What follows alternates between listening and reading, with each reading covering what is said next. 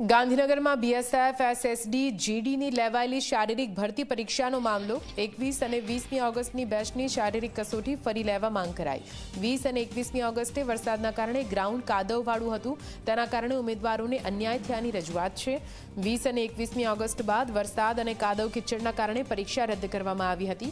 વરસાદની સ્થિતિના કારણે હવે પરીક્ષા રોડ પર પણ લેવામાં આવે છે, ત્યારે ચિલોડા બીએસએફ કેમ્પ ખાતે ચાલી રહી છે ભરતી પરીક્ષા, તે માટે ઉમેદવારોએ मांगणी करी है। 21 તારીખના જેટલા પણ વિદ્યાર્થીઓને ગ્રાઉન્ડ ખરાબ હોવા છતાં દોડાવવામાં આવ્યા હતા અને એ લોકોની હાલમાં એવી માગણી છે કે આ લોકોને ફરીથી એક મોકો આપે, કે ઘણા બધા ભાઈઓની છેલ્લી આ ભરતી છે અને છેલ્લી ભરતીના કારણે ઘણા બધાની જિંદગી ખરાબ થવાની છે અને છેલ્લી ભરતી એટલે છેલ્લો ચાન્સ જીવનનો છે આ લોકોનો।